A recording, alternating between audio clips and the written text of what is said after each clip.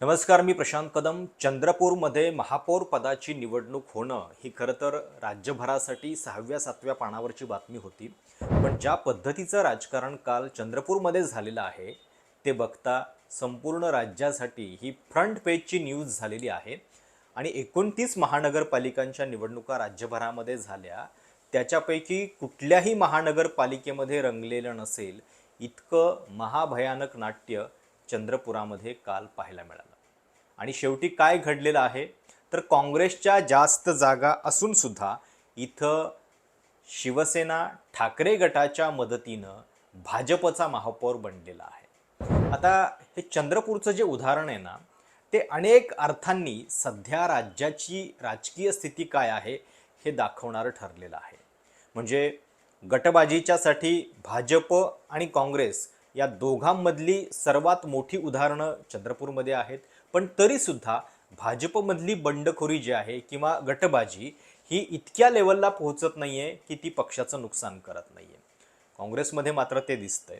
दुसरीकडे याच महानगरपालिकेच्या निवडणुकांमध्ये ज्यावेळी ठाकरे बंधू एकत्रित आले त्याच्यानंतर कल्याण डोंबिवलीमध्ये जेव्हा मनसेचे नगरसेवक हे एकनाथ शिंदेंच्या शिवसेनेसोबत गेले, त्याच्यानंतर बरीच चर्चा, बरीच आगपाखड जी आहे ती शिवसेना ठाकरे गटाच्या नेत्यांनी केलेली होती. विशेषतः संजय राऊत जाहीरपणे या सगळ्याबद्दल बोललेले होते आणि त्यांनी हा त्रागा जो आहे तो माध्यमांच्या समोर व्यक्त केलेला होता.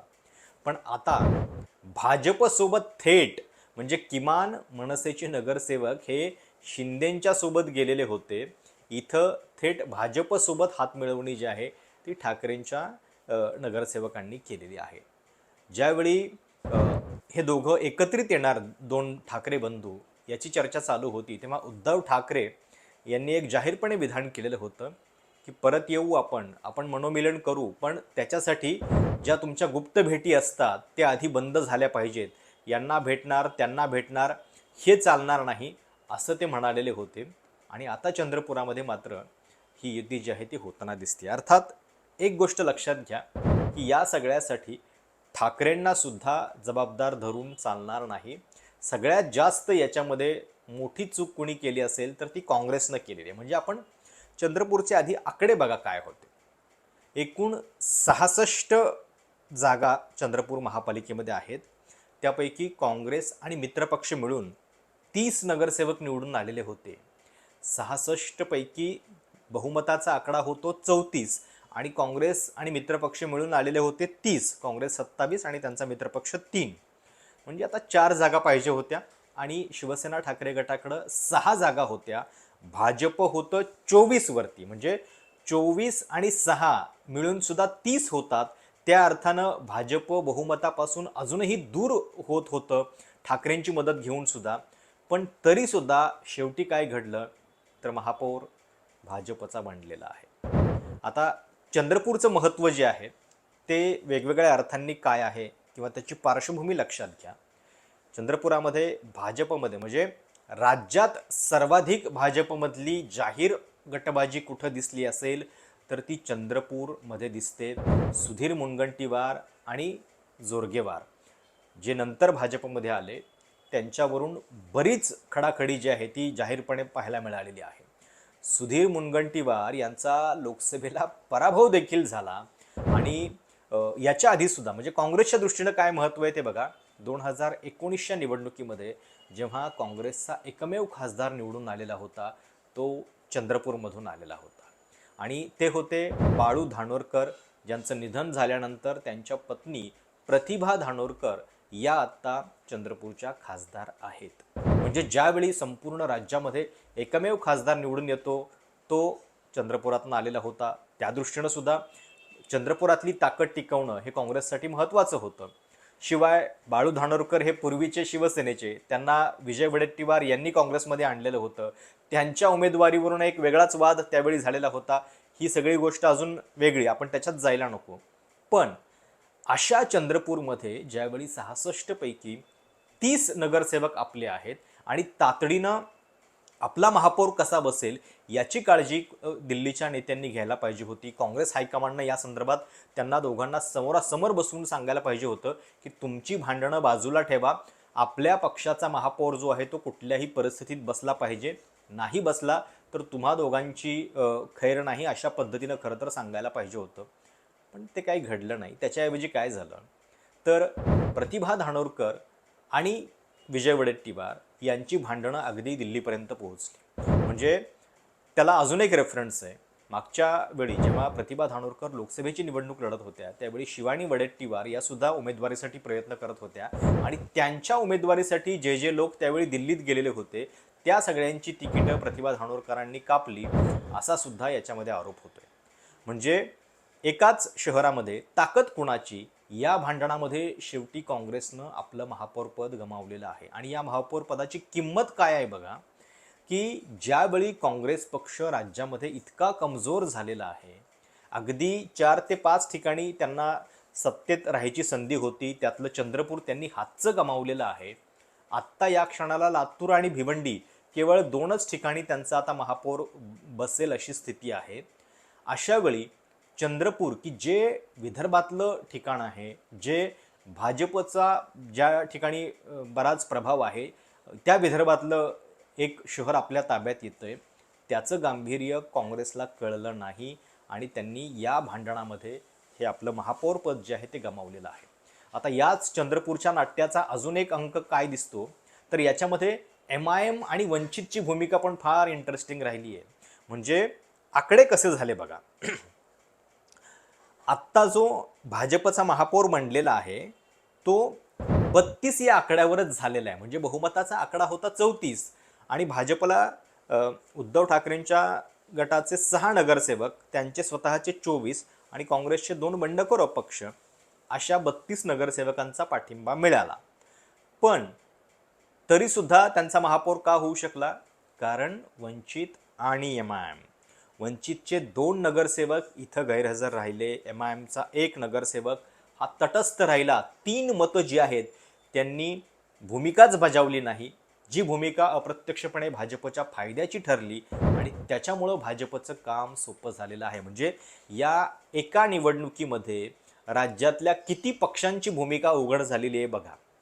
काँग्रेसची अंतर्गत गटबाजी, दोन्ही ठिकाणी गटबाजी आहे, भाजपमध्ये पण गटबाजी आहे, पण तरीसुद्धा काँग्रेसची गटबाजी सर्वाधिक जागा जास्त असून सुद्धा आपला महापौर हातचा गमावते. दुर्गेवार आणि मुनगंटीवार यांच्यात मतभेद असून सुद्धा कमी जागा असताना भाजप आपलं महापौरपद राखतं. दुसरीकडे या सगळ्यामध्ये ठाकरे बंधूंमधल्या गोष्टी, कल्याण डोंबिवलीमध्ये मनसे इकडे गेलेली होती शिंदेच्या सोबत, तर इथं थेट भाजपसोबत हातमिळवणी झालेली आहे. वंचित, की जे वंचित नेमकी कोणाची टीम आहे याच्याबद्दल फार चर्चा होत असते, त्या वंचितनं आपले 2 नगरसेवक यावेळी तटस्थ ठेवले. काँग्रेसच्याही भांडणात पडायला नको, भाजपच्याही भांडणात पडायला नको असं त्यांनी म्हटलं, पण त्याचा शेवटी फायदा जो आहे तो भाजपला झाला. MIM सुद्धा या ठिकाणी गैरहजर राहिलेली आहे किंवा तटस्थ राहिली, त्यांनी मतदान केलेलं नाही. म्हणजे ज्यावेळी पर्याय म्हणून तुम्ही असं सांगता की भाजपला आम्ही आहोत, त्यावेळी मुळात तुमची अंतर्गत भांडणच तुम्ही निपटली नाहीत आणि इतक्या वाईट परिस्थितीमध्ये सुद्धा जर काँग्रेसच काँग्रेसचा शत्रू असेल पहिला, तर या पक्षाचं भलं कसं होणार, हा याच्यातला प्रश्न आहे. भाजपच्या संगीता खांडेकर या 32 या आकड्यावरती विजयी झाल्या, जो बहुमताचा पण आकडा नाही आहे. 34 हा बहुमताचा आकडा होतो. आणि भाजप काँग्रेसमधलं जे भांडण होतं वडेट्टीवार आणि धानोरकरांचं, ते दिल्लीत पोहोचलं.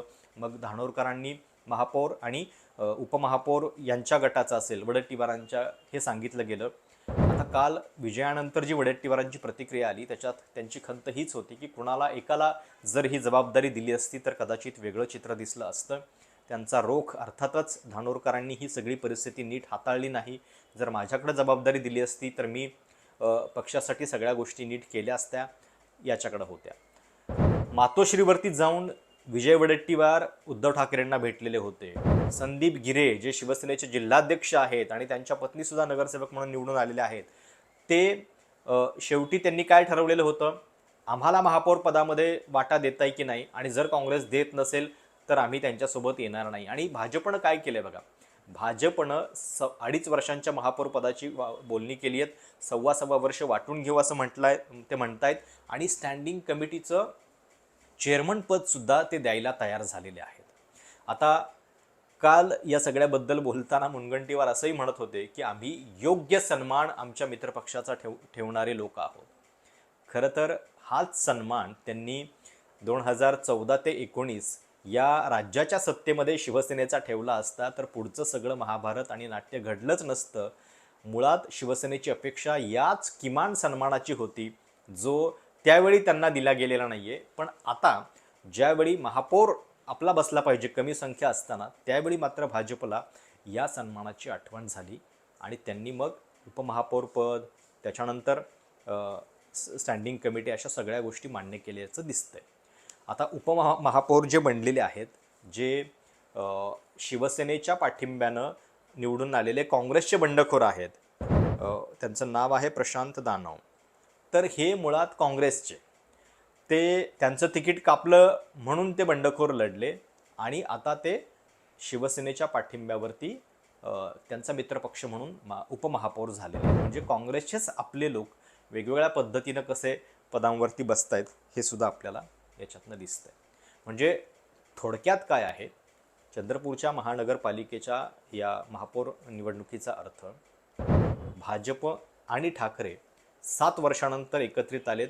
ते एकत्रित येण्यामध्ये काँग्रेसची अंतर्गत भांडणं ही सुद्धा आपल्याला तिथं दिसलेली आहेत. या सगळ्या संदर्भातले निर्णय तातडीनं व्हायला पाहिजे होते, पण ते झाले नाहीत.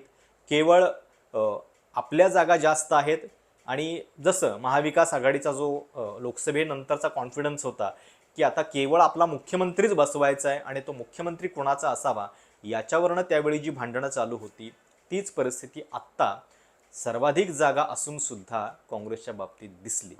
आणि ज्यावेळी भाजपसारखा पक्ष इतक्या सगळ्या गोष्टी करून, निवडणुकीचं तंत्र वापरून एकापाठोपाठ एक निवडणुका लढतोय, त्यावेळी हातात आलेलं यश असं भांडणामध्ये गमावणं, आपण ते म्हणतो ना, दोघांचं भांडण तिसऱ्याचा लाभ, तशा पद्धतीचं चित्र चंद्रपूर महानगरपालिकेमध्ये काल दिसलेलं आहे.